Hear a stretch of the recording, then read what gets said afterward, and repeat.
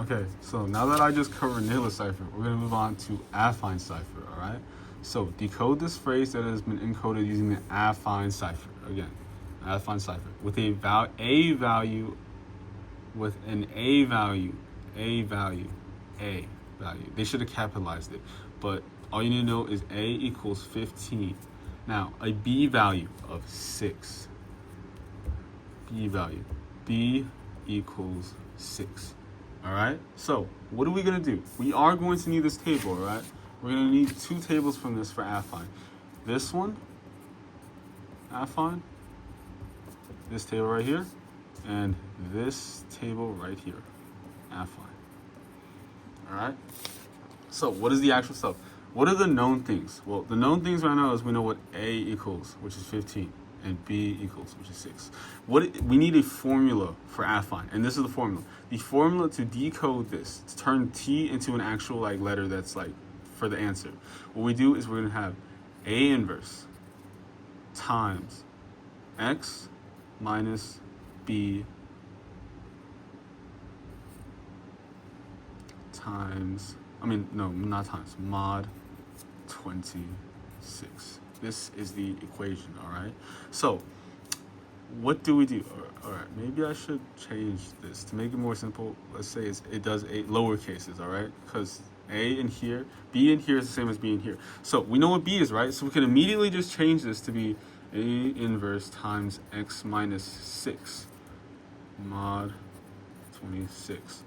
So because this B and this B are the same. So this is 6, by the way. So now, how do we find what A inverse is and what X is, all right? So first off, what is A inverse? A inverse, to get A inverse, you're going to use the known value of A, and you're going to use this table here, all right? This table, you see this table right here? That table right here is how you find it. So what we're going to do, we know that A equals 15, normal A. How this table works is the value of A, the first row is the value of A, and the second row is the value of A inverse, all right? So if the A value equals 15, we're going to go on this row and find where 15 is right here.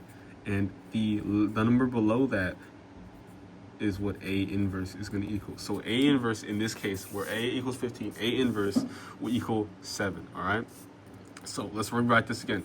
7x minus 6 mod 26. Now, before we go on, what is mod 26? What does mod 26 mean? Mod is essentially the same as remainder. When you see mod, think of remainder, all right? When you say mod 26, you're taking the remainder of something with 26. And if you haven't covered remainder, basically it's like 50 mod 26 is just finding the remainder. 50 divided by 26, what is the remainder, all right? And how to do that is just do 50 minus 26, which equals 24. 24 is the remainder, because if you subtract more, it's going to be negative, all right? So you want to keep on subtracting 26 until it's the least possible number that is positive. You're going to keep on subtracting 26, all right?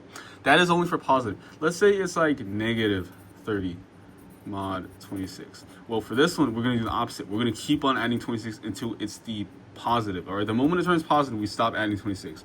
But here, if we add 26, we're going to get negative 4. Now we're going to add 26 to that, or we're going to get 22. That is our final answer, all right? So that's what mod is. So in this case, what variable is left? The only variable that's left is X, all right? Now, what is X? X is not like a constant like these other ones, like A inverse and B. They're constants, all right? For this problem, at least, they're constants. But X will always change depending on what letter you decode it with. And why is that? It's because X equals cipher text corresponding number. So what does this mean? So let's say we got T here, all right? T here. That's not a number, right? That's a letter. So how do we turn T into a letter, all right? We're going to use the other table that I mentioned here. This table, you're going to find where T is. T is here. The number below it is the corresponding number. T is equal to 19. So in this case, T is equal to 19, and the ciphertext corresponding number is going to X equals 19, all right? And so if we plug everything in, we have 7 times 19 minus X mod 26. And if we do the math here, that's going to be 91 91, right? Yeah. 91 mod 26. So we're going to keep on subtracting 26. And what we're going to get is 96, 91 minus 78-ish. All right, I'm assuming, yeah. So that's 13. I did some quick math, but we got this. The final solution is 13 from here. So now, how do we turn this number back into a letter, all right? We did this with nihilist. How do we do it? For this one, what we're going to do is we're going to go back to this table, and we're going to find where 13 is. Where's 13? 13 is here. What's the letter above it? N. The answer is going to be N. And that seems like a lot of work, right? But there's some things that are good. Number one, you can use a calculator, and you can immediately do that. Number two, it's just mental math. You can get way faster at this. Like, this could take me 3 minutes, all right? This could take me 3 minutes. So you just do this for every other letter until you decode the whole thing. And again, a big time saver for this one is just guessing words, all right? Guess words. Always, obviously, don't take too risky. Don't be too risky. Always try to stay accurate, but try to cut corners when you can. So yeah, that's what Affine Cipher is.